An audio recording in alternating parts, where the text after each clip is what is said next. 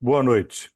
Iniciamos nesse momento a segunda atividade do eixo temático Insumos Farmacêuticos do Programa Educacional para o ano de 2024, promovido pela Academia de Ciências Farmacêuticas do Brasil, em nome da qual lhes dou as boas-vindas.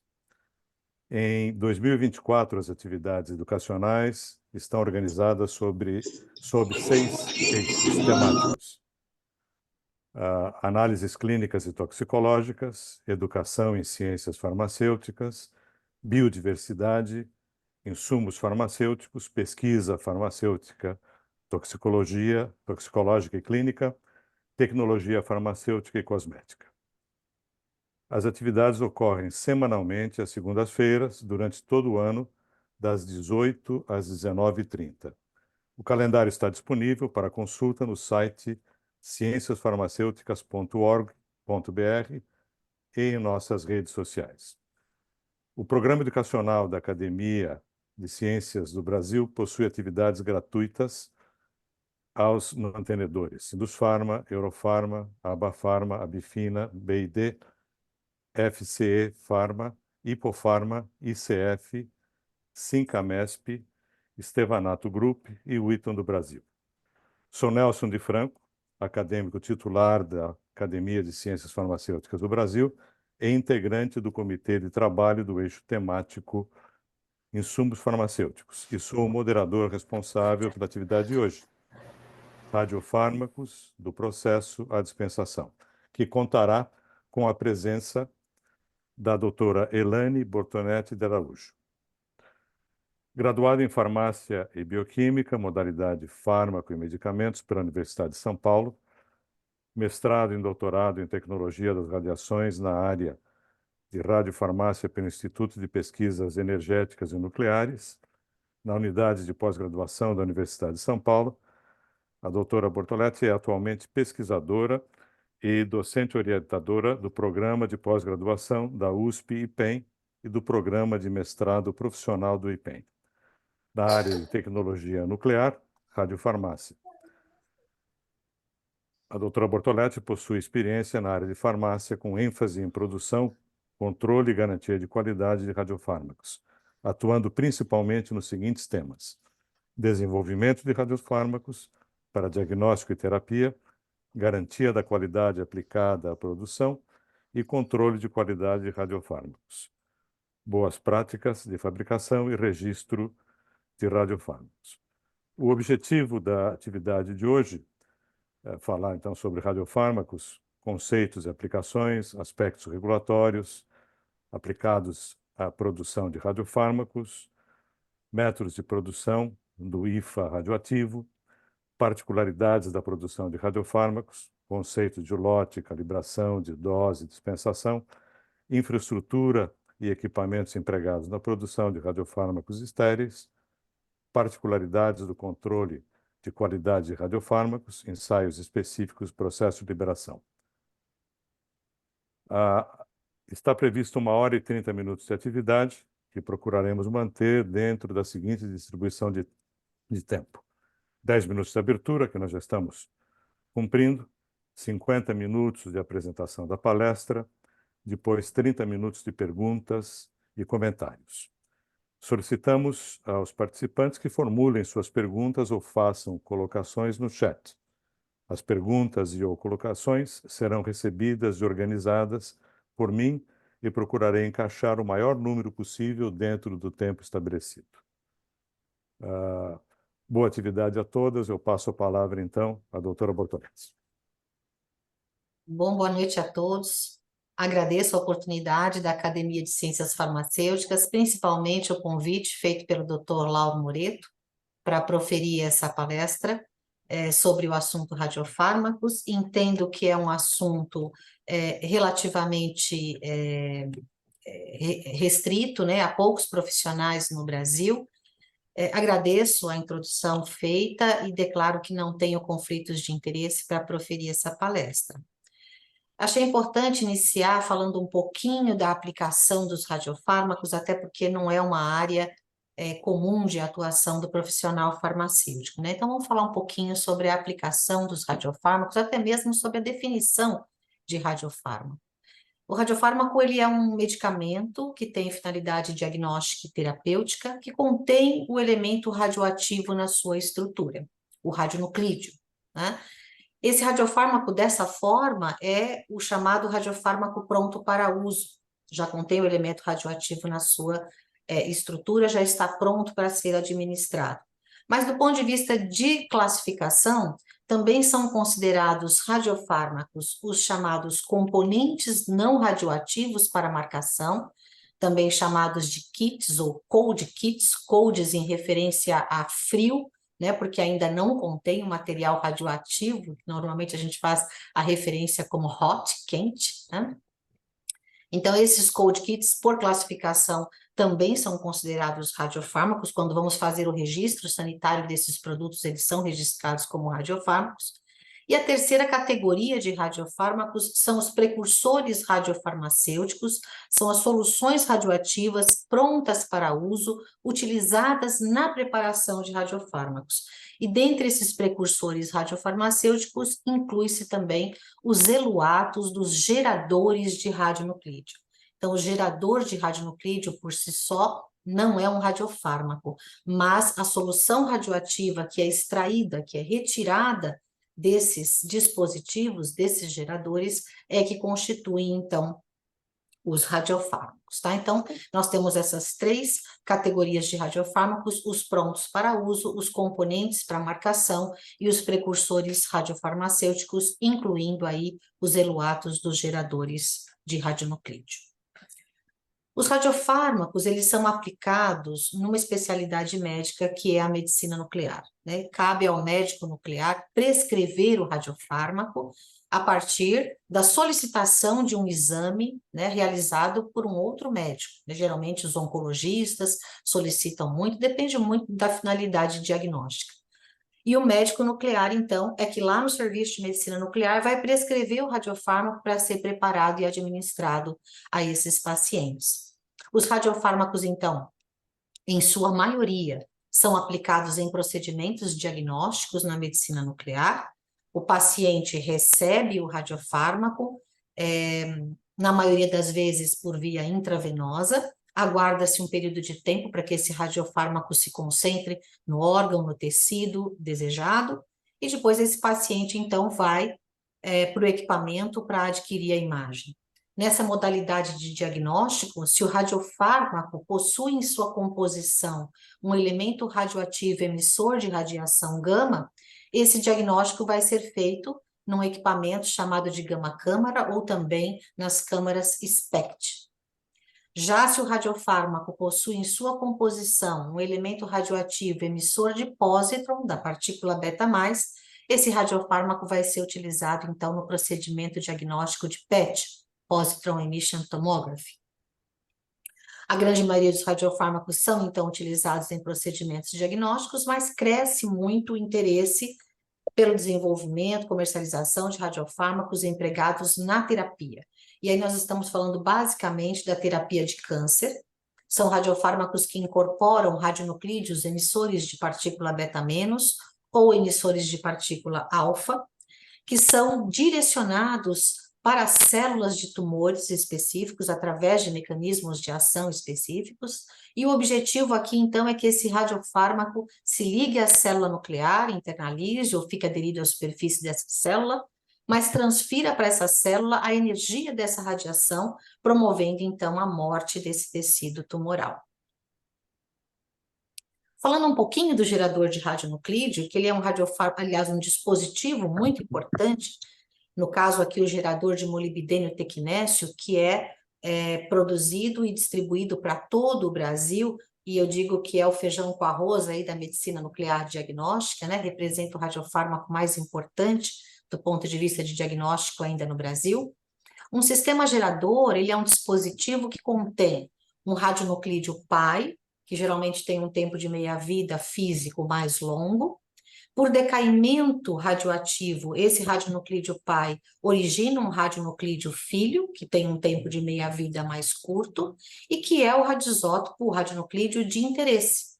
E aí, então, através de um sistema de eluição, esse radionuclídeo filho é extraído desse sistema gerador e essa solução radioativa por si só já é um radiofármaco, no caso principalmente aqui do gerador de molibdênio e tecnécio, é a solução de pertecnetato de sódio, já é um radiofármaco por si só, mas a grande aplicação desse eluato do gerador está justamente na marcação dos cold kits, na preparação de diferentes radiofármacos a partir da junção da solução radioativa com as substâncias que compõem esses diferentes cold kits. Então, existem vários tipos de cold kits com substâncias diferentes que vão incorporar o elemento radioativo tecnécio e que vão ser destinadas a diagnóstico de sistemas e tecidos diferentes do organismo.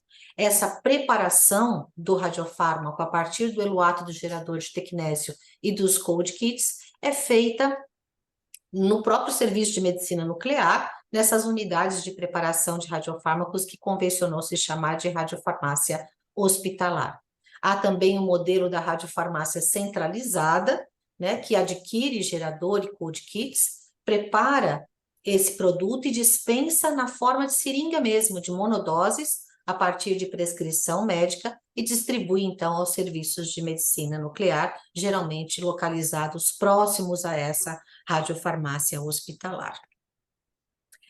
Eu digo que o gerador de tecnécio e os cold kits são o feijão com arroz da radiofarmácia, da medicina nuclear, porque a grande maioria dos procedimentos cintilográficos, dos procedimentos de imagem diagnóstica, utilizam esses radiofármacos, né? O campeão de utilização, então, é o cold kit, que combinado com o tecnécio propicia a avaliação do tecido cardíaco, avalia a função e a viabilidade cardíaca, buscando áreas de baixa captação do radiofármaco, que são indicativas de infarto do miocárdio, e permite avaliar a viabilidade desse tecido. Um outro exame bastante realizado é a cintilografia óssea de corpo inteiro, aqui nessa imagem mostrando cada pontinho mais escuro representa uma metástase de um câncer ósseo, então o paciente que já passou por uma retirada de um câncer primário, que faz um acompanhamento para avaliar a reincidência desse câncer na forma de metástases, costuma realizar esse tipo de cintilografia com frequência. Também temos a cintilografia de avaliação da função renal, muito comum em transplantados, para avaliar a viabilidade desse rim transplantado, ou mesmo num paciente que tem algum comprometimento da função renal, avaliação da função hepática, hepatobiliar, perfusão sanguínea cerebral, buscando focos de AVC, focos epiléticos, ou mesmo complementando o diagnóstico de morte cerebral, onde não existe mais a perfusão sanguínea no tecido cerebral. Falando dos radiofármacos prontos para uso, né, eles já saem com o elemento radioativo incorporado da unidade de fabricação, da radiofarmácia industrial. Então, esse procedimento de incorporação do elemento radioativo numa molécula, numa estrutura, vou mostrar alguns exemplos para vocês, esse procedimento de incorporação é chamado de radiomarcação, né? E essa reação é uma reação química, na verdade, né? A radiomarcação, também conhecida como síntese radioquímica, ela representa, na verdade, a primeira etapa do processo de produção do radiofármaco. Então, aí vocês veem que já se distingue, né, bastante dos processos de produção dos medicamentos convencionais, né? Então, aqui envolve a radiomarcação ou a síntese radioquímica. Os parâmetros dessa reação química são, obviamente, determinados na fase de desenvolvimento desse radiofármaco, e depois eles devem ser controlados durante a produção rotineira. Então, essa reação química envolve um tempo, pode envolver uma temperatura, existe uma composição adequada entre a proporção de elemento radioativo e a proporção do substrato de marcação. Então, todos esses parâmetros que são estudados, determinados na fase do desenvolvimento, são controlados depois na rotina de produção. Essa radiomarcação, ela pode se dar com uma eficiência de incorporação tão alta do elemento radioativo, né, quando bem otimizada e quando o processo químico permite, a ponto de não necessitar de uma etapa de purificação final, né? Então, essa reação ela pode ocorrer com alto rendimento, não necessitando a etapa de purificação. Entretanto, é muito comum, principalmente nos radiofármacos de flúor, como eu vou mostrar para vocês, haver a necessidade de uma etapa de purificação que sucede, então, à etapa de radiomarcação. E depois, finalmente, esses radiofármacos, como são injetáveis, são medicamentos injetáveis, né? Passam, então, por um processo de esterilização e de envase. Nós vamos dar mais alguns detalhes da produção, dos equipamentos que são utilizados na produção mais adiante, né? Aqui eu chamo a atenção apenas para a reação de radiomarcação e mostro dois exemplos aqui para vocês. Então, aqui à esquerda, a molécula de fluodesoxiglicose, uma molécula de glicose que incorporou o átomo de flúor 18 na sua estrutura, e essa incorporação se dá através de uma reação de substituição nucleofílica.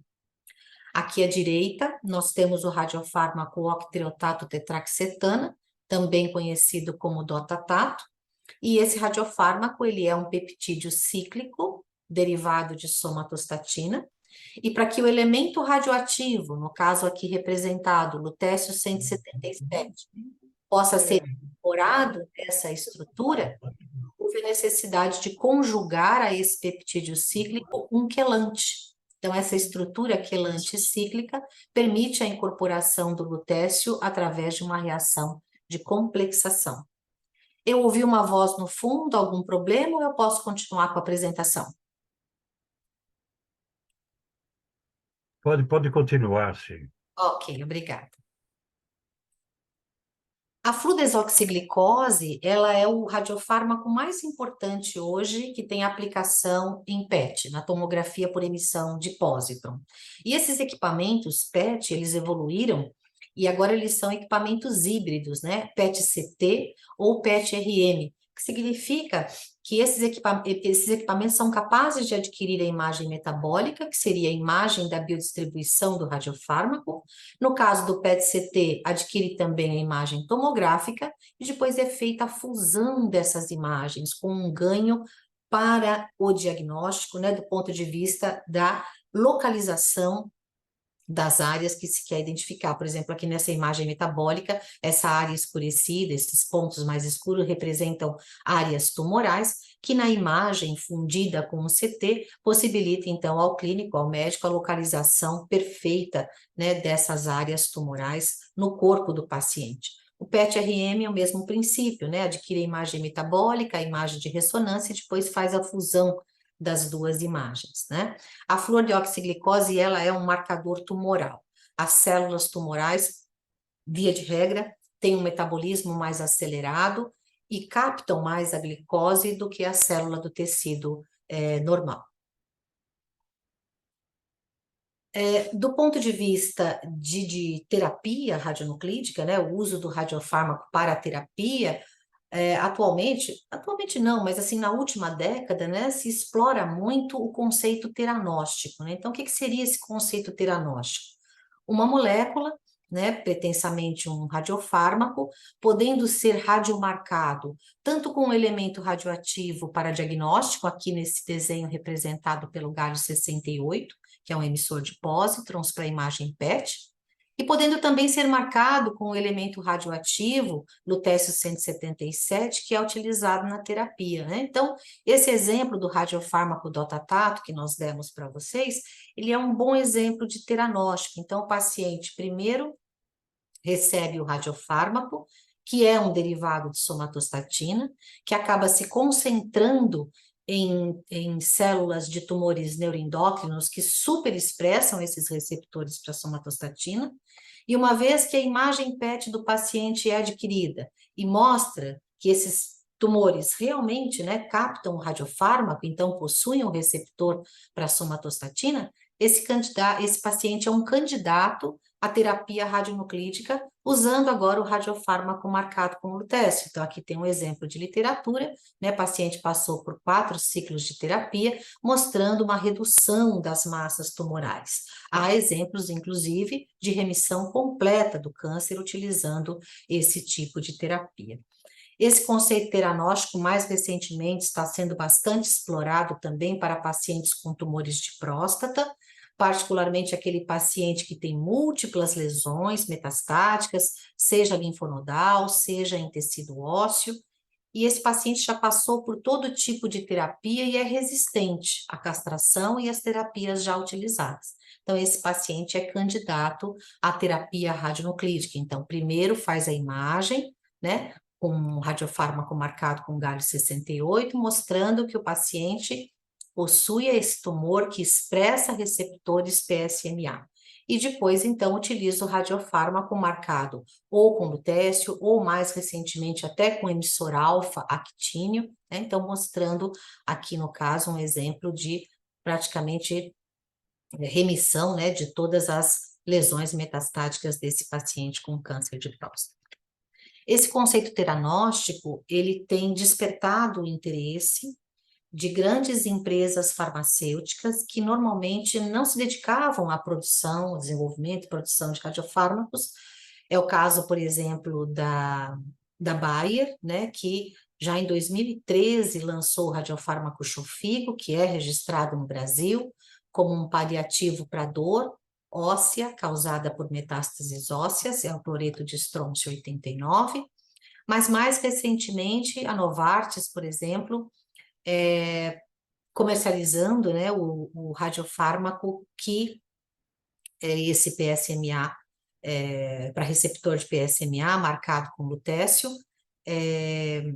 o Pluvicto, né, aqui é a nomenclatura DCB, aqui é o nome comercial. Então, a Novartis, entrando na área de radiofarmácia, inclusive esse medicamento radiofármaco foi recentemente registrado aqui no Brasil.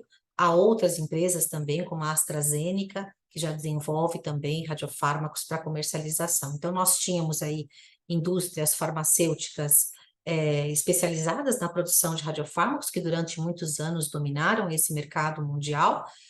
Aqui estão as 5 principais produtores mundiais de radiofármacos, que ainda dominam cerca de 90%, tem 90% da participação do mercado mundial, mas essa realidade ela está se mudando, se modificando agora com o conceito teranóstico e com a entrada das grandes empresas farmacêuticas nessa área, principalmente, né, voltada aí para terapia, diagnóstico e terapia na área oncológica. Falando um pouco da radiofarmácia e da medicina nuclear no Brasil, para quem não conhece essa realidade, né? O Instituto de Pesquisas Energéticas Nucleares, o IPEN, é o órgão onde eu trabalho atualmente. Ele é um órgão da Comissão Nacional de Energia Nuclear. Ele é gerido técnica e administrativamente pela Comissão Nacional de Energia Nuclear. Esse instituto foi o pioneiro na produção de radiofármacos do Brasil, desde 1958, quando produziu as primeiras doses de iodeto de sódio, iodo 131, utilizado no diagnóstico e terapia de patologias da glândula tireoide, radiofármaco que produzimos até hoje, inclusive, porque tem uma demanda alta no território nacional. E o IPEN ainda é o maior produtor de radiofármacos do Brasil, né, do ponto de vista de expressão de quantidade de radiofármacos que são distribuídos e da extensão territorial que o IPEN alcança, distribuindo radiofármacos para todo o Brasil. Né, o IPEN possui instalações de produção de radiofármacos, né, a que nós chamamos aqui no nosso centro de radiofarmácia a instalação de radiofarmácia, também tem instalação com 2 aceleradores ciclotron, que são os equipamentos utilizados para a produção de alguns elementos radioativos que são importantes para a produção de radiofármacos. E o IPEN, pouca gente sabe, mas possui também um reator nuclear, só que é um reator de pesquisa, que durante alguns anos chegou a produzir uma certa quantidade de iodo 131, ciamário 153, destinada à produção de radiofármacos, mas como é um reator de pesquisa de potência baixa, não possui capacidade de produzir toda a demanda nacional de de radioisótopos para a produção de radiofármacos. Aqui só para vocês conhecerem, o IPEN está situado na cidade universitária, aqui em São Paulo. O IPEN possui atualmente 21 radiofármacos registrados na Anvisa, né? Mas o Instituto ele tem uma instalação antiga, vou até mostrar algumas fotos aqui para vocês, é uma instalação nessa instalação aqui do Centro de Radiofarmácia, né, da década de 70, final da década de 60, começo da década de 70. É uma instalação que, quando foi construída, né, primava pelos requisitos de proteção radiológica. Na época não havia nem regulamentação sanitária para a produção de radiofármacos. E apesar dessa instalação ter sido reformada, né, durante os anos aí de funcionamento, ela ainda não alcança todos os requisitos necessários de boas práticas de fabricação. Demanda, então, uma reforma de adequação de infraestrutura para garantir a continuidade da produção de radiofármacos. Então, hoje, o que é que nós estamos produzindo no IPEM? Nós produzimos o gerador de molibdênio tecnésio, que é o radiofármaco mais importante para a medicina nuclear diagnóstica. Produzimos não 9, mas 7 radiofármacos prontos para uso. Alguns deles estão, inclusive, sendo descontinuados esse ano aqui, porque são radiofármacos que não têm mais uma demanda comercial. E os cold kits, nós chegamos a produzir 11 tipos de cold kits diferentes, porém, não comercializamos mais, porque não temos condição na área de produção, né? Não atendemos mais aos requisitos técnicos dessa área, precisamos terminar a construção de uma nova área para voltar a produzirmos esses cold kits. A radiofarmácia no Brasil, ela foi monopólio da União, representado aqui por 4 institutos da Comissão Nacional de Energia Nuclear, até o ano de 2006, né? Então, o Instituto aqui, o IPEM em São Paulo, o IEM no Rio de Janeiro, o CDTN em Minas Gerais, o CRCN em Recife. As unidades de Belo Horizonte e de Recife são unidades mais novas, que já foram construídas dentro dos conceitos modernos, né, e já atendem aos requisitos de boas práticas de fabricação. O IEM, uma instalação antiga, já deixou de produzir radiofármacos. E o IPEM ainda continua produzindo, apesar de que necessita conduzir reformas de adequação, como eu comentei com vocês.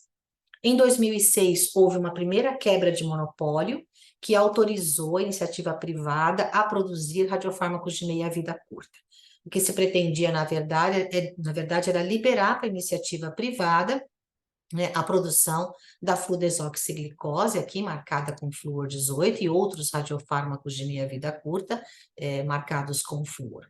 Depois, somente em 2022, houve uma segunda emenda constitucional que quebrou definitivamente esse monopólio. Então, a partir de 2022, a iniciativa privada tem autorização para produzir qualquer tipo de radiofármaco no Brasil, inclusive os de meia-vida longa, inclusive o gerador de molibdênio tecnésio. De 2006 para cá, com a primeira quebra de monopólio, a quebra parcial, né? Quando a gente consulta aqui o site da CENEM, que é o organismo responsável, então, pela emissão das autorizações de funcionamento das unidades de produção de radiofármacos, das radiofarmácias industriais, ou das chamadas radiofarmácia PET, que é uma instalação que contém um acelerador ciclotron, então também são chamadas de radiofarmácia ciclotron, contém um acelerador ciclotron para a produção do radioisótopo, no caso o flúor 18, né? E a unidade de radiofarmácia para fazer a produção e o controle de qualidade. Algumas poucas unidades, como é o caso, por exemplo, aqui em São Paulo, da unidade de radiofarmácia ciclotron da Faculdade de Medicina, aqui da USP, ela também possui ali, além do complexo ciclotron radiofarmácia, também possui a parte clínica, né? Então, o serviço de medicina nuclear com a câmara PET, então tudo concentrado num mesmo local. Então, de 2006 para cá, com a quebra do monopólio, já temos 11 instalações desse tipo radiofarmácia ciclotron, sendo 10 unidades privadas, e temos 3 radiofarmácias no modelo radiofarmácia centralizada ou radiofarmácia manipulação, que trabalham com essas preparações de radiofármacos de tecnésio, distribuem em monodoses ou preparam radiofármacos mediante notificação. Aqui eu chamo a atenção, porque que eu comentei com vocês nessa problemática do IPEM, que necessita atualmente, né, modernizar suas instalações para continuar produzindo, né? Que desde a quebra do monopólio até agora, a iniciativa privada ainda não conseguiu se instalar, né, unidades de produção de radiofármacos emissores gama, gerador de tecnésio, iodo, esses radiofármacos que o iodo, que o IPEM produz hoje, né? A grande maioria dos serviços privados, eles produzem radiofármacos para diagnóstico PET. E a nossa realidade hoje em dia, em termos de medicina nuclear, é que nós temos ainda um maior número de serviços de medicina nuclear com gama-câmaras e SPECT, e uma quantidade pequena ainda de serviços de medicina nuclear, aqui em Laranja, com unidades de PET. Né? Então, assim, a quantidade de exames, quando a gente consulta o site do SUS, da ANS também, a gente ainda vê o predomínio, né, da realização de procedimentos diagnósticos do tipo cintilografia PET, mais de 1 milhão de procedimentos no ano de 2022, contra 77 mil procedimentos de PET. E aqui nós temos os dados de 2023 apenas do SUS, não dispomos ainda dos dados da ANS, mas mostrando um crescimento da aquisição, né, do número de procedimentos diagnósticos, digamos assim, de 10,6% para cintilografias e SPECTs e 5,5% para PET. Então, a velocidade de crescimento do PET ainda é menor do que a velocidade de crescimento do SPECT, né? Por isso que nos preocupa essa questão do IPEM, que necessita de investimentos públicos para reformar as suas instalações, bem como necessita de mão de obra especializada, porque as pessoas foram envelhecendo, já são mais de 7 anos sem concurso público, muitos funcionários se aposentaram, então a força de trabalho do IPEM realmente precisa ser reposta para que o IPEM possa continuar a fornecer esses radiofármacos, pelo menos até que, se for o caso, né, a iniciativa privada se instale definitivamente no país. Bom, pessoal, fazendo todo esse preâmbulo, né, sobre a aplicação clínica e a situação aí da produção de radiofármacos no Brasil, eu vou entrar então num aspecto mais técnico da nossa palestra, falando da produção e controle de qualidade dos radiofármacos.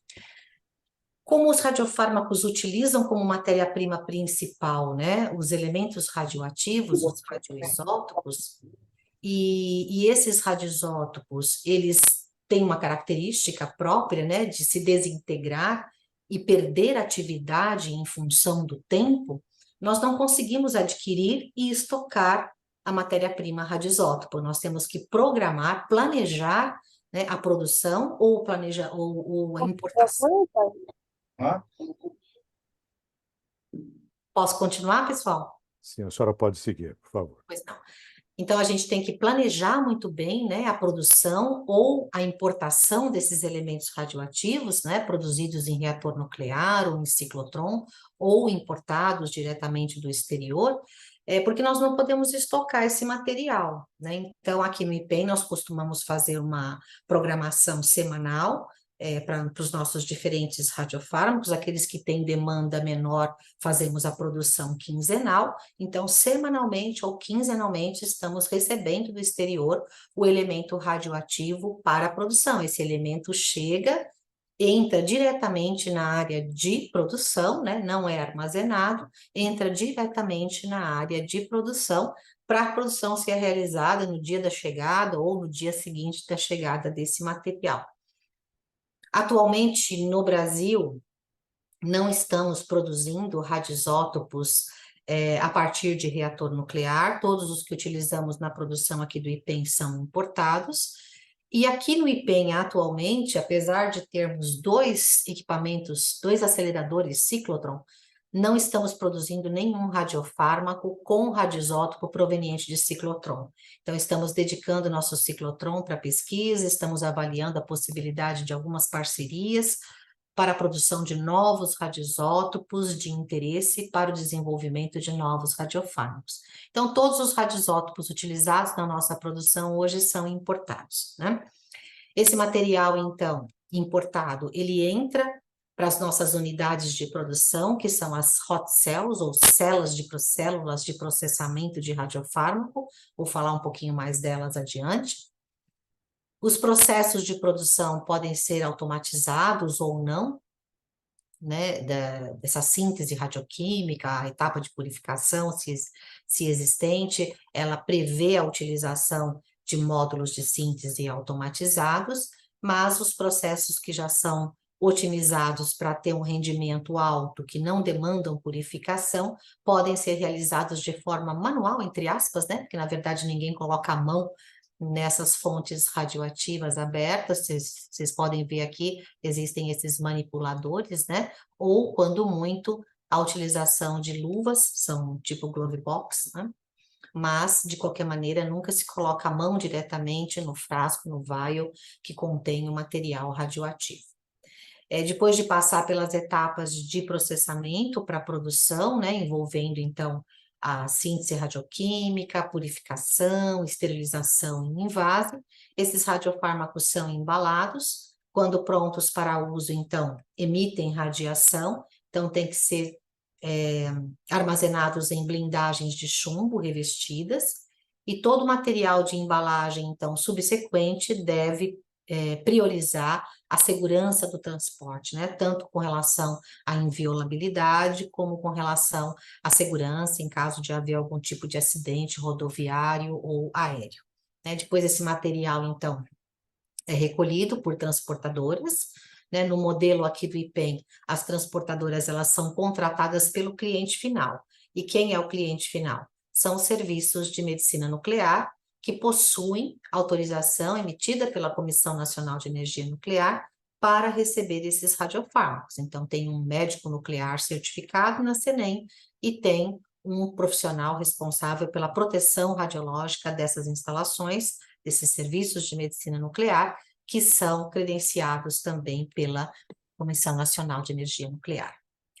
Alguns desafios envolvidos na importação de radioisótopos, né? A gente tem que pedir semanalmente, quinzenalmente, a licença para importação para a Comissão Nacional de Energia Nuclear. Existe a questão da autorização de embarque pela companhia aérea, que nem toda companhia aérea transporta material radioativo, e as que transportam ainda é prerrogativa do piloto que vai levar a carga. Se ele não quiser levar o material radioativo, ele não leva, e esse material acaba indo num voo subsequente. Enfrentamos restrições de voos, no caso da pandemia. Nossa, foi um perereco para trazer esse material radioativo aqui para o Brasil. As guerras eu não coloquei aqui, mas interferem, porque muitos dos materiais radioativos que vêm aqui para a produção de radiofármacos vêm de regiões como, por exemplo, a Rússia e Israel. O inverno no hemisfério norte muitas vezes bloqueia voos e acaba atrasando a vinda do material radioativo. E quando chega aqui no Brasil, temos que enfrentar os diferentes níveis de desembaraço alfandegário, estadual, federal e tudo mais. Então, é uma logística bastante complicada, tem que haver muita atenção em todas essas etapas aqui, a gente não pode bobear, porque senão esse material chega atrasado. E às vezes, mesmo a gente ficando em cima, chega atrasado sim, e nós temos que replanejar a data da produção, entrar em contatos com os clientes e informar que o produto vai chegar, mas que vai sofrer um atraso, um reposicionamento em relação à data de entrega. Algumas particularidades dos radiofármacos, da produção de radiofármacos, quando comparados com a indústria farmacêutica convencional, são lotes extremamente pequenos. Um lote de fluordesoxiglicose, por exemplo, são 16 mililitros de solução.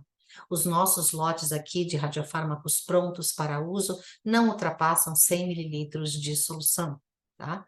E os processos, eles são processos rápidos, até porque o número de clientes atendidos por lote é pequeno. Esse lote, ele tem um tamanho variável, não são lotes de tamanho fixo, a gente tem alguns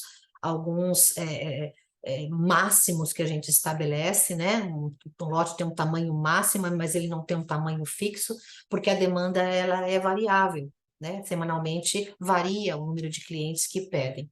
E varia também, dentro do mesmo lote, a apresentação, né? Então, imaginem vocês, um lote de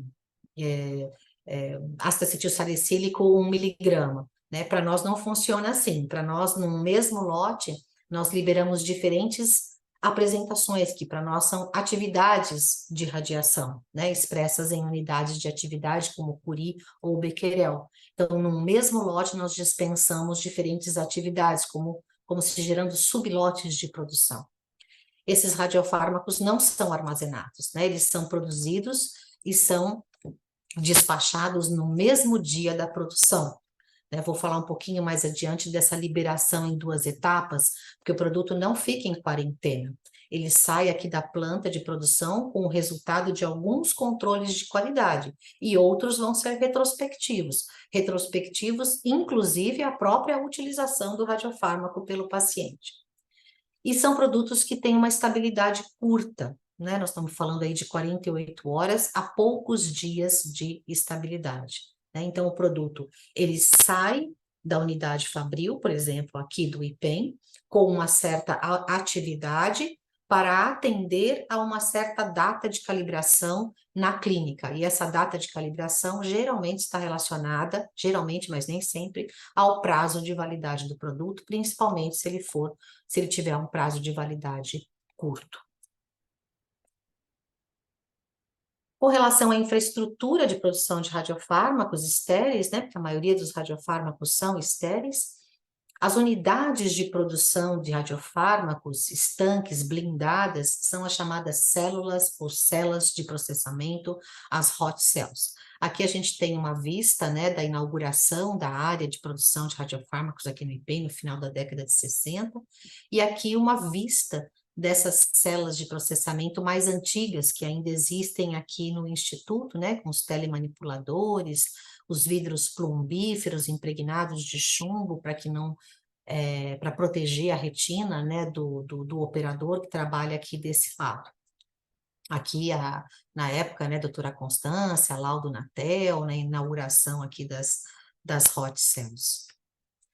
Atualmente, a gente tem um conceito, então, moderno dessas células de processamento, continuam sendo unidades blindadas, com chumbo, né? Tem paredes de chumbo, assim, revestidas de aço inox, para proteger o meio ambiente, o operador que trabalha nessa área aqui. Aqui, nesse caso, é um exemplo de célula que abre aqui pela área frontal, né? E essas células, elas são ambientes, elas permitem, né, trabalhar num ambiente classificado do ponto de vista do ar, né, de filtração do ar, porque elas têm um sistema próprio de filtração do ar, e a classificação que essas células podem atingir C, B ou A, depende muito do processo que está sendo realizado, do quão fechado é esse processo, do quão exposto o produto está após o processo de filtração esterilizante, por exemplo, né? Mas elas possuem sistema próprio de filtração. O ideal é trabalhar sempre com uma célula dedicada, pelo menos a cada elemento radioativo, para não haver contaminação cruzada. Essas células aqui são da unidade do CDTN de Belo Horizonte, da CENEM, que é uma unidade, como eu disse para vocês anteriormente, já construída conforme requisitos de boas práticas de fabricação, e classificadas, né? Então, essas células são instaladas numa área classificada grau C. A célula onde normalmente ocorre a primeira etapa da produção, que é a síntese radioquímica, nesses módulos automatizados de produção, essas células, porque esse sistema de produção é considerado um sistema fechado, essas células normalmente são classificadas com um grau C, né? E o produto que é resultante dessa síntese radioquímica, ele normalmente é encaminhado por sistema capilar para uma célula adjacente, classificada com um ambiente grau A, onde é feita a filtração esterilizante e o invase desse radiofármaco. Normalmente é assim que se compõem essas áreas de produção de radiofármacos, tá? Aqui eu extraí alguns requisitos da Instrução Normativa 128 de 2022, que é a instrução que fala das boas práticas de fabricação de radiofármacos, e essa instrução, apesar de ser específica para radiofármacos, ela é complementar à RDC 658 de 2022, que trata das boas práticas de fabricação de medicamentos, tá? Então, não basta seguir a RDC, a instrução normativa, né, 128, é preciso seguir também a RDC 658 de produção de medicamentos de produção de medicamentos em geral, né? Então, na área onde se produz o radiofármaco, além do controle ambiental normal, que é feito por uma área de injetáveis, também a gente tem que agregar o controle para atendimento aos requisitos de radioproteção. Então, existem monitores de área e existem monitores que são colocados especificamente em cada operador para avaliar a questão da radioproteção. Essas unidades, como eu disse para vocês, elas têm esse princípio, atende ao princípio da autocontenção, né, para não haver saída de material radioativo para o ambiente externo, nem para esse ambiente, nem para o ar do sistema de ar dessas células, e elas devem ser dedicadas para a produção de medicamentos radiofármacos. Essas células de processamento, elas atuam como isoladores, né? E elas têm um sistema próprio de circulação de ar, e a recirculação do ar extraído dessas células, ela deve ser evitada. Não é proibido, né?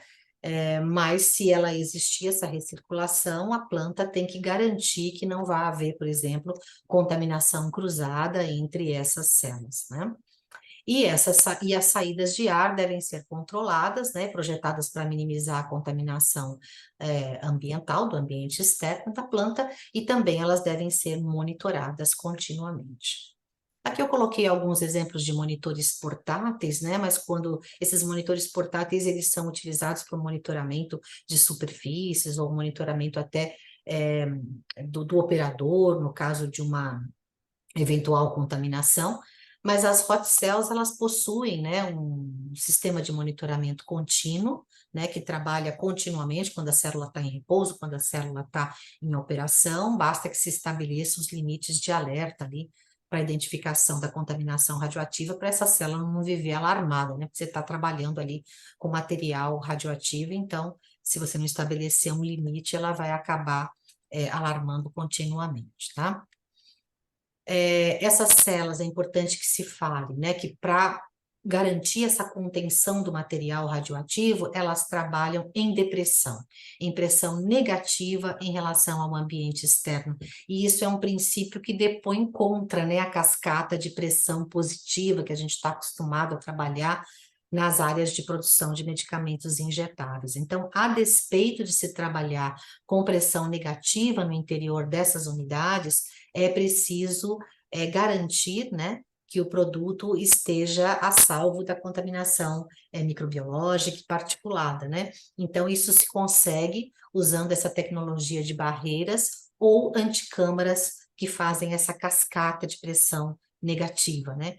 Então, aqui, por exemplo, a gente tem um desenho de uma hot cell vista de cima, uma vista superior, onde a gente tem a área principal, digamos, que seria uma área grau A, para fazer a etapa mais crítica desse processo de filtração, esterilizante, invase do radiofármaco, mas essa área grau A, ela tem anticâmaras, né, grau B, por onde entram os materiais, os consumíveis, né, e a cascata de pressão negativa se faz através dessas anticâmaras. Os radiofármacos, eles podem ser esterilizados, né, por autoclavação, por exemplo, mas a grande maioria, esterilização terminal no caso, né, mas a grande maioria é esterilizado por filtração em membrana 0,22 micra, né? Então, como os volumes são pequenos, pequenas membranas 0,22 micras são utilizadas para fazer a esterilização desses lotes de produção de radiofármacos, e depois se faz o invase asséptico. Eu falei para vocês da automação do processo de produção, no caso aí a síntese radioquímica e o processo de purificação. Esses módulos de síntese automatizados, eles são utilizados na produção de todos os radiofármacos de meia-vida curta, principalmente os radiofármacos de flúor 18, produzidos e comercializados aqui no Brasil. Existem diferentes marcas aí, de módulos de síntese automatizados, mas o princípio é o mesmo, né? Aqui são sistemas fechados, todos eles trabalham, ou a maioria, pelo menos, trabalham com essas réguas aqui, onde a gente faz uma troca a cada lote de produção. Então, você pode, através de um mesmo módulo, utilizando softwares diferentes, produzir diferentes radiofármacos, evitando contaminações cruzadas, porque você troca toda essa parte de material descartável, tubos, conexões, válvulas, cassetes de purificação, membranas filtrantes, né? Então, esse cassete ele é trocado a cada produção, garantindo, então, aí, evitando, né, digamos assim, a contaminação cruzada entre produtos, entre lotes ou entre lotes do mesmo produto, né? E já existem kits comerciais de reagentes para os principais radiofármacos que são utilizados com flúor aí 18, então adquirindo esses reagentes também facilita, né, a análise desse tipo de matéria-prima utilizada, né, porque já vem com um certo grau de certificação, e esses consumíveis também, né, facilitam bastante o processo de validação de limpeza desses módulos, nesses processos produtivos. Esses módulos trabalham com softwares que são específicos para a produção de cada produto, e no painelzinho do computador o operador vai acompanhando a síntese, né?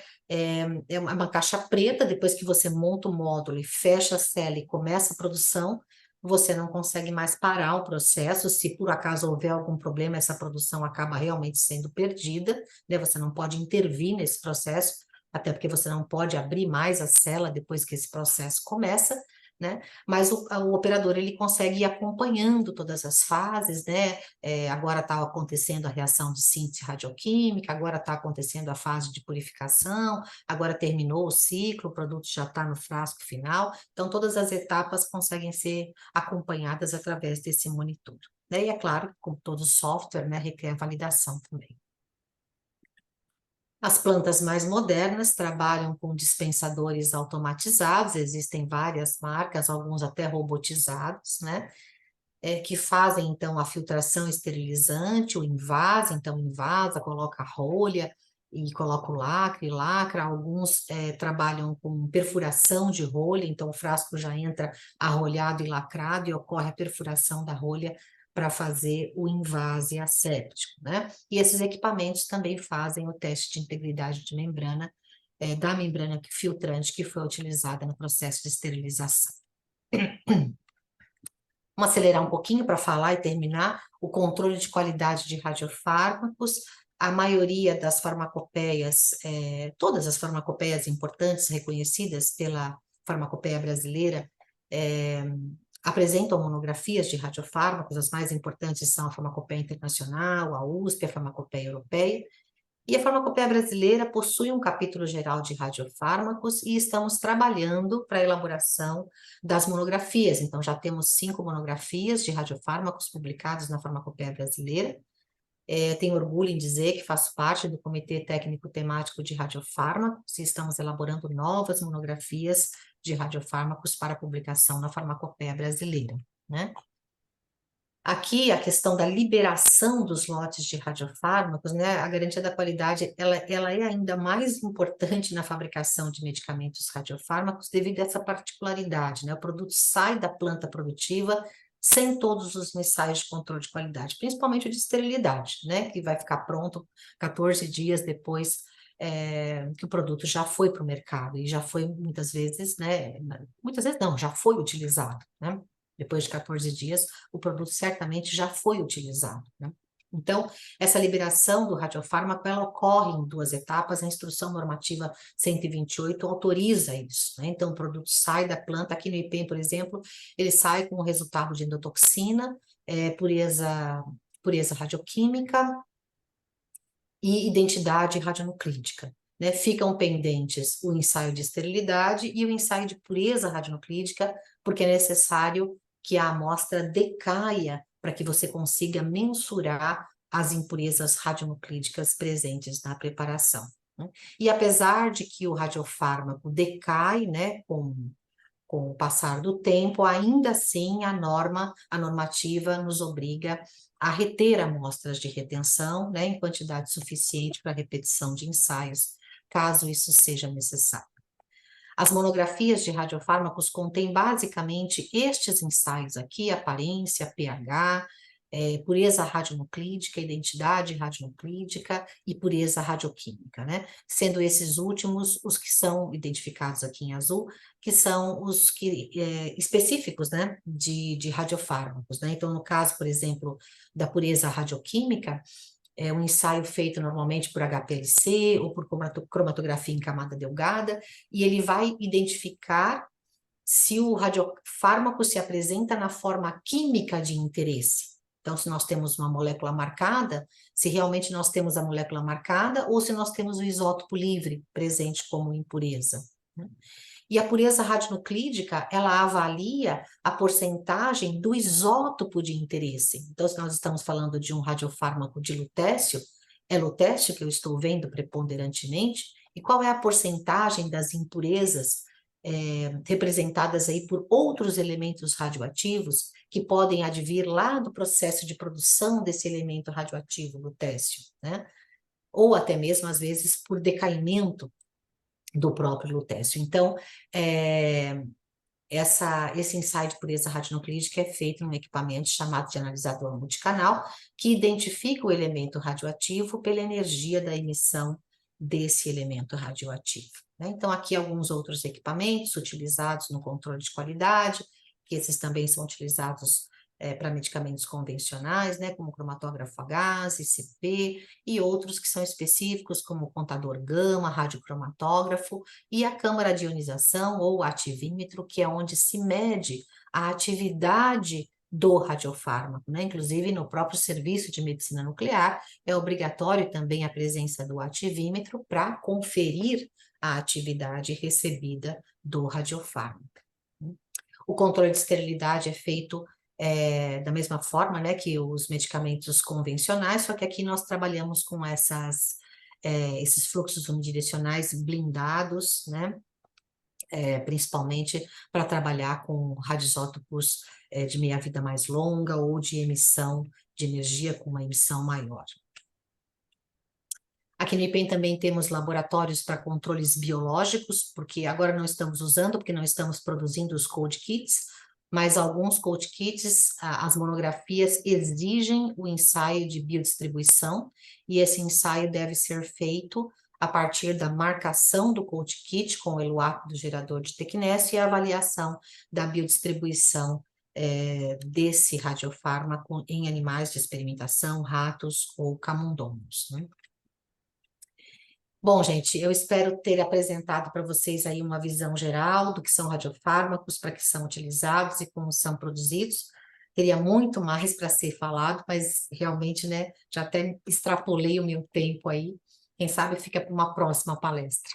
Muito Doutora obrigada. Bortoletti, muito obrigado pelo controle de tempo.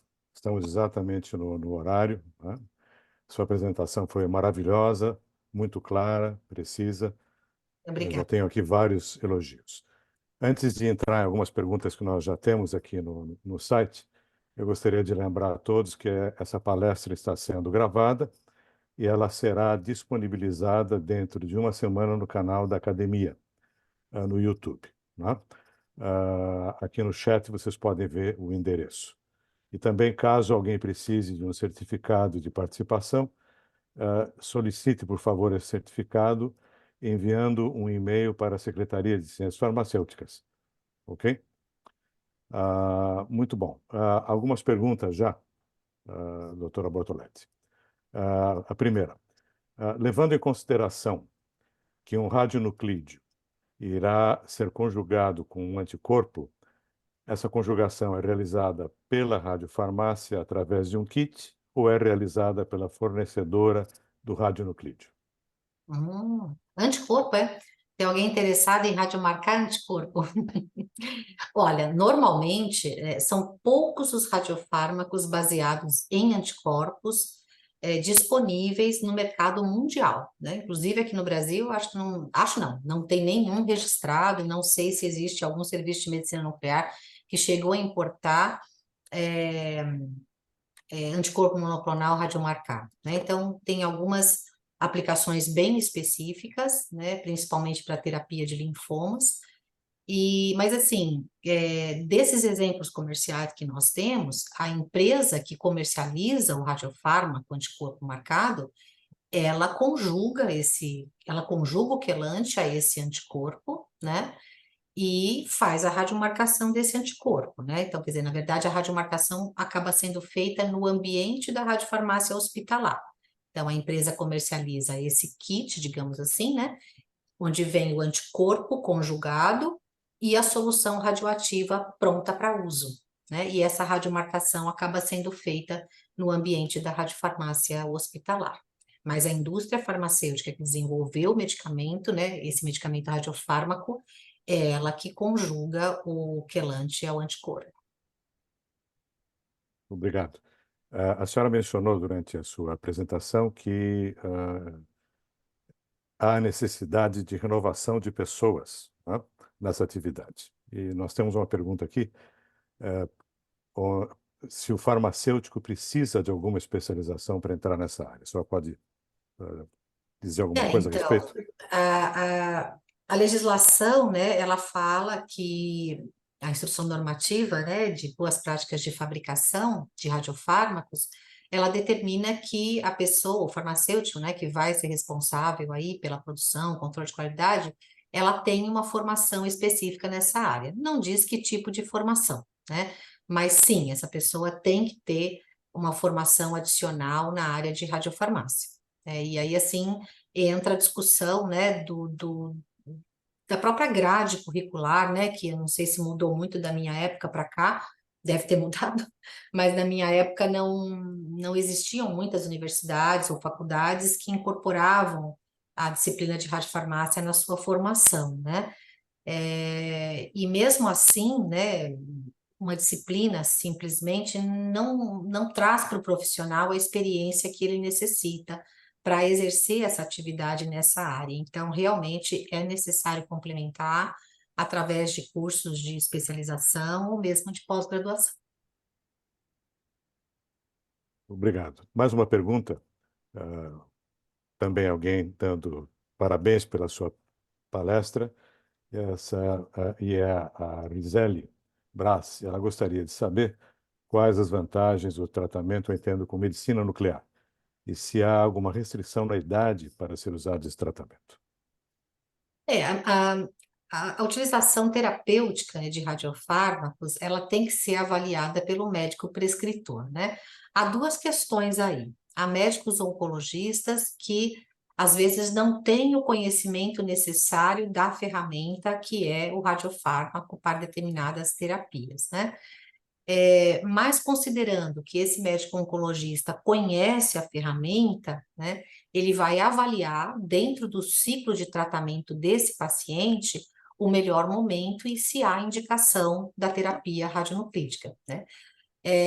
Comumente o que a gente observa, normalmente assim, né, é que o paciente acaba passando, por exemplo, essas terapias para tumores neuroendócrinos ou mesmo para pacientes que têm metástases de tumor de próstata resistente à castração, como são terapias mais novas, os médicos acabam utilizando os quimioterápicos, digamos assim, convencionais, e quando o paciente já não responde mais a nenhuma alternativa terapêutica, acaba optando pelo radiofármaco, né? Então, no caso, por exemplo, desses pacientes resistentes à castração, os radiofármacos foram registrados através de estudos clínicos que empregaram esse tipo de paciente, aquele paciente que não respondia mais a nenhum tipo de terapia. Então, esses pacientes acabaram fazendo parte do estudo clínico, né, para registro desses radiofármacos para terapia de metástases de tumor de próstata. Só que agora já existem estudos clínicos, já existem correntes, por exemplo, fazendo estudos clínicos, me desculpe, utilizando pacientes num outro estágio de tratamento, né? Pacientes que não chegaram naquele último estágio de não responder a nenhum tipo de terapia, né? Então, essas indicações, elas dependem muito do médico e desse tipo de estudo clínico, né? Porque é difícil também para um oncologista optar por uma ferramenta nova, um produto novo, que ainda não teve uma eficácia terapêutica comprovada para um determinado grupo de pacientes. por exemplo, um paciente que não passou por um quimioterápico convencional. Né? Então, esses novos estudos clínicos vêm explorando essa faceta agora, né? De pegar pacientes que não passaram por todo o arcabouço ali de drogas, né? Estão pegando o paciente numa fase mais inicial do tratamento e a proposta da terapia radionuclídica para esse tipo de paciente já vem sendo estudado. Existem estudos clínicos feitos no Brasil? Eu imagino que a captação de pacientes para esses estudos deve ser bem complicada, não? Então, o IPEM, né? O IPEM já comercializa desde, desde antes de 2000, acho que 1998, o IPEM comercializa dotatato marcado com lutécio, né? Aquele que é para terapia radionuclídica de tumores neuroendócrinos. Nessa época, não existia regulamentação para registro no Brasil. Quando a Anvisa lançou a regulamentação para registro, ela publicou uma lista de radiofármacos que o IPEM já comercializava e alguns outros poucos que já haviam sido dados no Brasil, e considerou esses radiofármacos como de uso consagrado, né? Então, o Dotatato, o IPEM já comercializava e continuou comercializando sem a realização de estudos clínicos. Agora, a partir da regulamentação da Anvisa, novos radiofármacos para serem fabricados e registrados no Brasil precisam de estudos clínicos, né? Então, esses estudos, por exemplo, que a Novartis realizou para registrar o derivado PSMA marcado com lutécio, acredito, não sei dizer ao certo, que não teve braço no Brasil, né? Foram estudos realizados no exterior. Mas a legislação brasileira permite que utilize esses estudos realizados no exterior para registrar o produto deles aqui no Brasil. Né? Então, assim, crescendo esse mercado, o IPEM está se preparando para começar um estudo clínico com um derivado PSMA marcado com lutécio. Ele não foi um estudo desenhado para registro do produto, foi um projeto FAPESP, junto com uma empresa privada produtora do radisótopo lutécio, e nós devemos iniciar esse estudo clínico ainda esse ano. Mas nós vamos começar uma tratativa com a Anvisa, discutindo com eles quanto esse estudo pode ser utilizado, né, também para registrar esse produto no Brasil.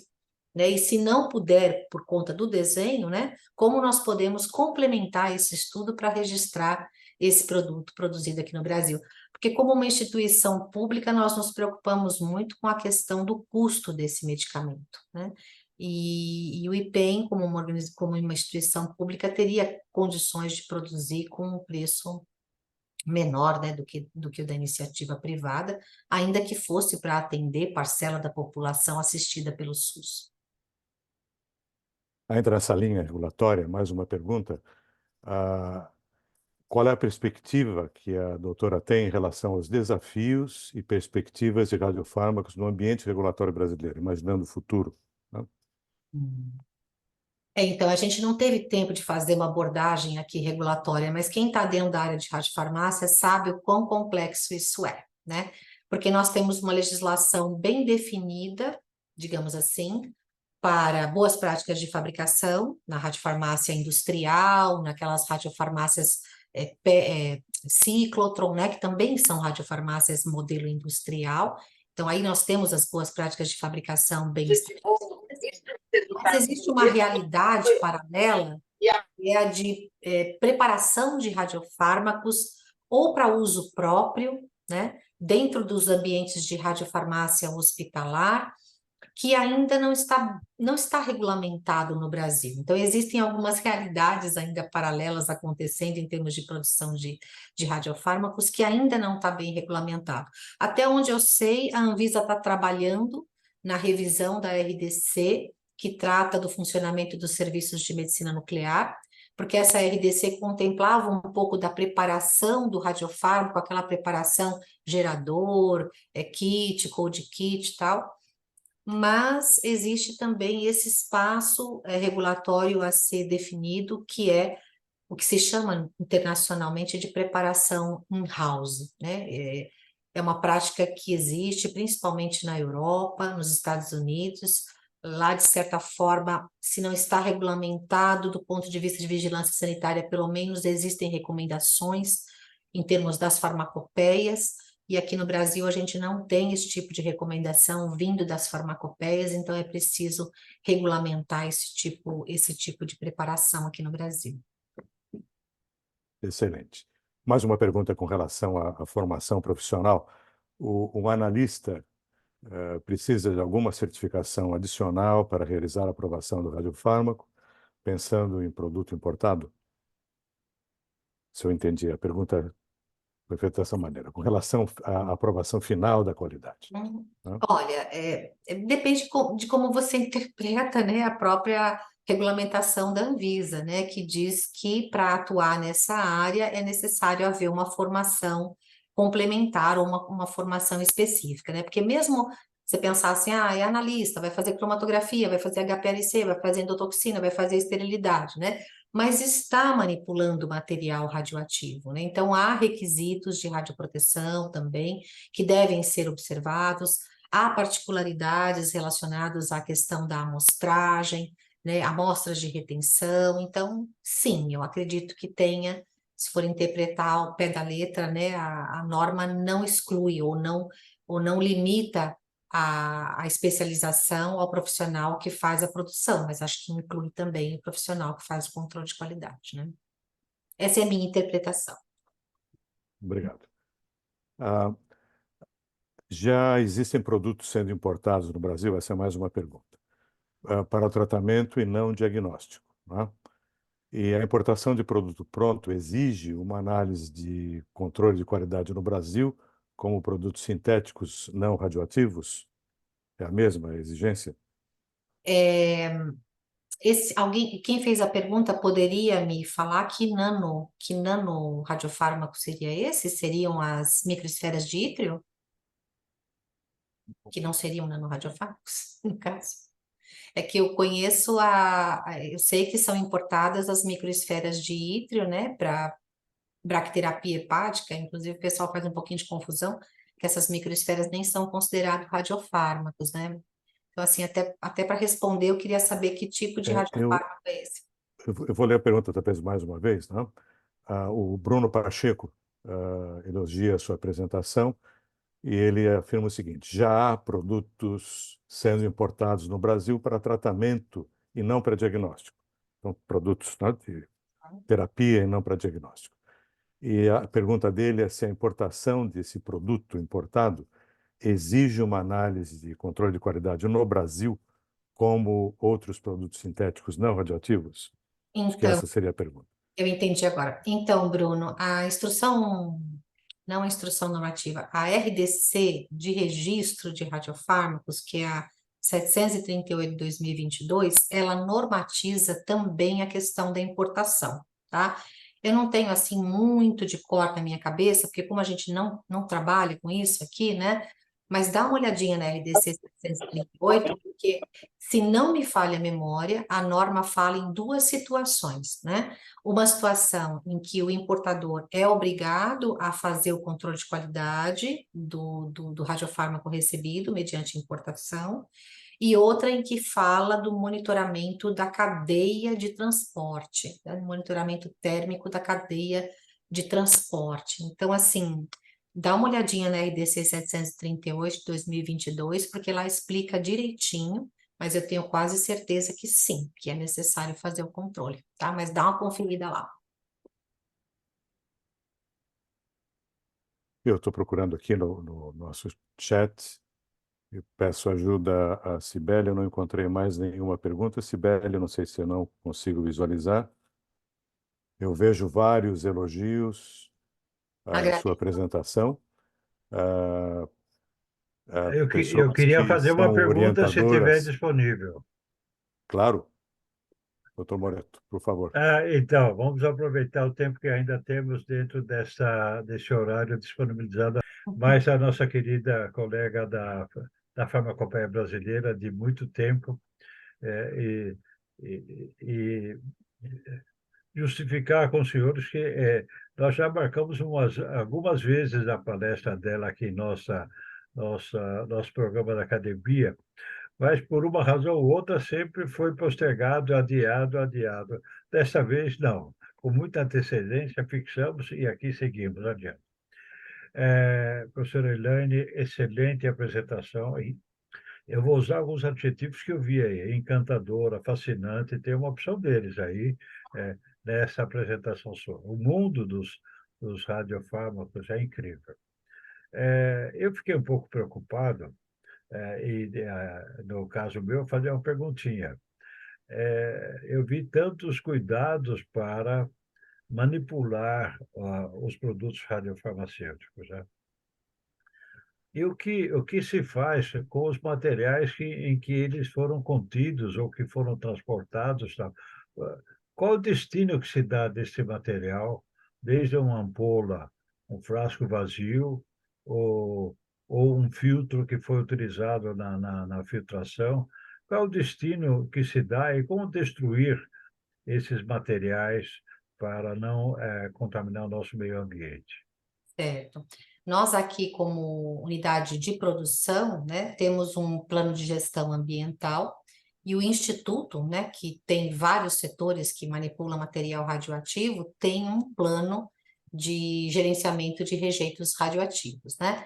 Então, assim, cada unidade produtora tem que ter o seu plano de gestão de resíduo radioativo. Isso basicamente é segregação, identificado, né, com o radionuclídeo, a data, porque cada radioisótopo tem um tempo de meia-vida, então é recomendável não misturar materiais radioativos diferentes. Por exemplo, o tecnécio tem tempo de meia-vida de 6 horas, iodo 131 tem tempo de meia-vida de 8 dias, lutécio de 6 dias, né? Então, é importante segregar por elemento radioativo e com data.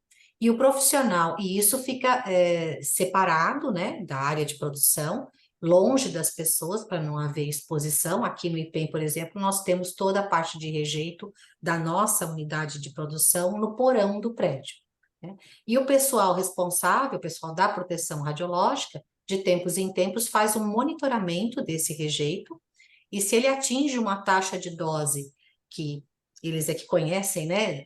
Geralmente ali tem 10 meias-vidas do elemento físico decaído, atinge uma taxa de dose mínima, isso é tratado como resíduo comum, né? Então, se é vidro, tem uma destinação, se tem produto químico associado, vai para o plano de rejeito químico, né? Enfim, é tratado como um lixo comum, né? Nós geramos, por exemplo, resíduo biológico, fica segregado, identificado em freezer, né? Quando atinge a taxa de decaimento apropriada, passa a coleta normal de resíduo biológico e leva esse resíduo biológico. Então, assim, é basicamente identificar, aguardar o decaimento e depois tratar como um resíduo normal. Plástico, pode tratar como plástico, vidro, produto químico vai para produto químico, biológico, coleta biológica, aí trata como um resíduo normal. Mas tem que ter o plano de gerenciamento, no plano de gerenciamento de resíduo tem que contemplar o resíduo radioativo. E as clínicas que processam esses materiais? A mesma coisa, doutor, tem que ter profissional de proteção radiológica que se encarrega dessa gestão de resíduo, né? Vai fazer o monitoramento e quando tiver liberado, descarta. O gerador, por exemplo, que é uma unidade que para os serviços de medicina nuclear traria maior problema, digamos assim, porque tem um elemento radioativo de meia-vida maior no seu interior, que é o molibdênio. Esse gerador, ele tem uma logística reversa, é o único produto que volta para o IPEM. E ele volta para o IPEM porque o IPEM reaproveita a blindagem de chumbo. Ali tem uma blindagem de chumbo, cada unidade daquelas tem uma blindagem de chumbo de cerca de 25 quilos, né? É uma blindagem cara que tem interesse tanto para o cliente como para o IPEM reciclar essa blindagem e reutilizar. A blindagem em si não está contaminada, né? Porque a coluna que contém o elemento radioativo é que está no interior dela. Então, esse gerador, ele ainda fica decaindo nas clínicas cerca de 40 dias, para que ele possa ser transportado para o IPEM sem que tenha que fazer toda uma papelada de despacho de material radioativo, porque aí ele já decaiu para níveis, né, de exposição que pode ser transportado normalmente.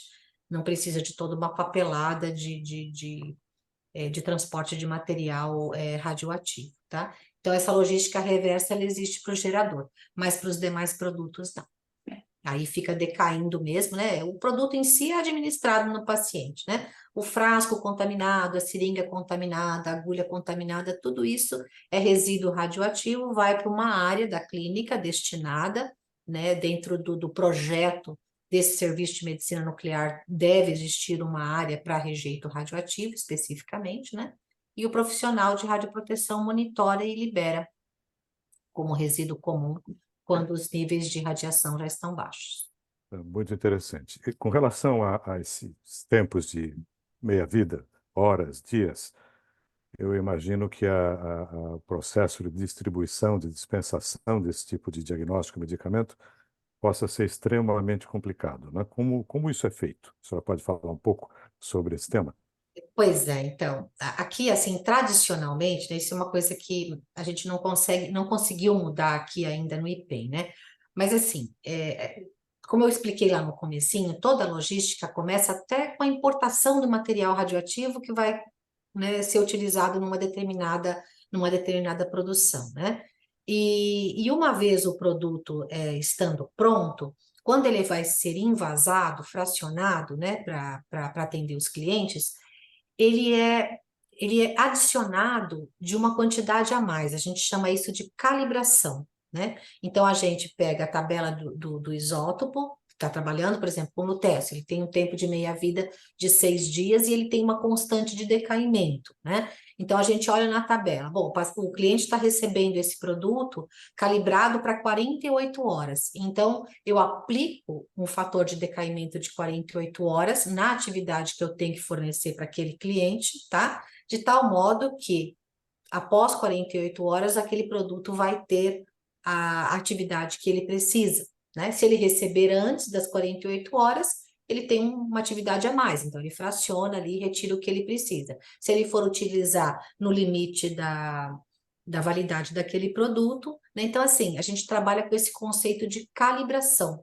né? Considera o fator de decaimento, a unidade, por exemplo, quando nós trabalhávamos aqui com o flúor 18, nós não trabalhamos mais com radiofármacos de flúor 18, mas quando trabalhávamos, o tempo de meia-vida do flúor é 109 minutos. Então, a cada 109 minutos, a atividade decai a metade, né? Então, a atividade que saía daqui para atender o cliente aqui, o Hospital das Clínicas, era um fator de calibração. A atividade que saía daqui para atender o cliente de Recife era outro fator de calibração, né? E o IPEM cobrava o mesmo valor, né, que cobrava do paciente, do cliente de São Paulo e do cliente de Recife. Então, esses fatores de calibração, eles têm que ser aplicados, né? E a situação é mais crítica quanto mais curto é o tempo de meia-vida do elemento radioativo. Não sei se deu para entender. Deu para entender, sim. Eu tenho mais uma pergunta aqui da Luísa Mascarenhas. Ela pergunta se a doutora acredita que o Brasil será sustentável na produção de radioisótopos com a construção do reator multipropósito. Então, outro assunto que a gente não teve oportunidade de falar, agradeço a Luísa pela pergunta, né? Eu comentei que, atualmente, todos os radioisótopos produzidos em reator nuclear que utilizamos são importados, né?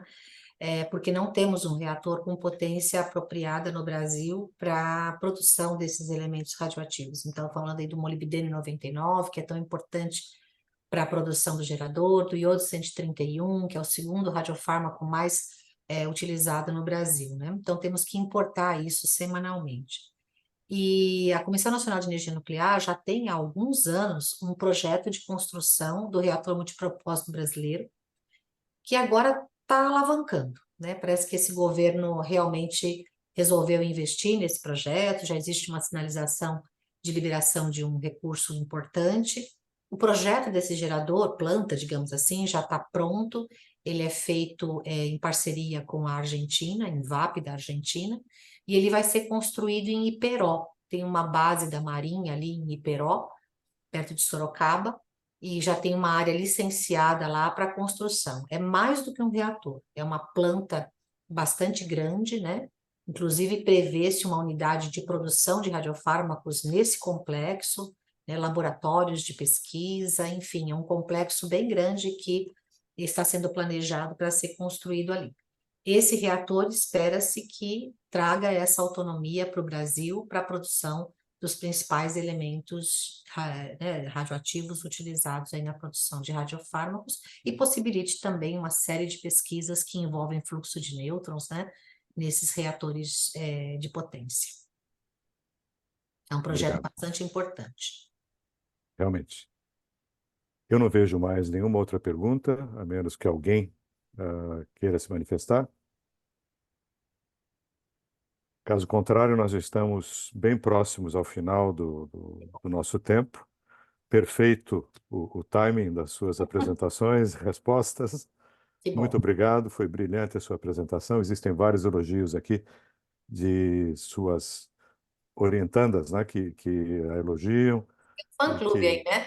Exatamente. Muito bem.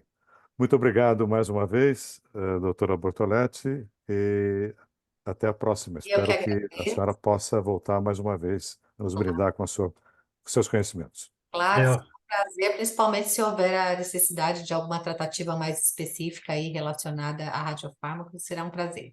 Eu que agradeço a oportunidade também. Eu queria, antes de encerrar essa atividade, agradecer aos dois, né? A Elaine pela facilidade, pela fluidez com que nos explicou todo esse complexo mundo dos radiofármacos, né? E ao Nelson pela brilhante condução desta palestra. Eu acho que o nosso grupo de insumos farmacêuticos, do qual tenho o privilégio de coordenar, quero agradecer a todos, né, que estão nos prestigiando e ofereçam-nos propostas e sugestões de outras palestras. Nós temos ainda, no decorrer de 2024, mais 6 palestras para oferecer no nosso bloco de insumos farmacêuticos. De modo que,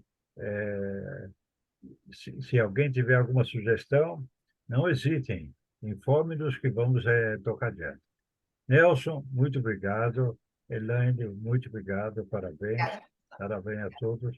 E acho que fechamos a nossa atividade de hoje. Boa Boa noite a Obrigado. todos. Boa noite a Boa todos. noite.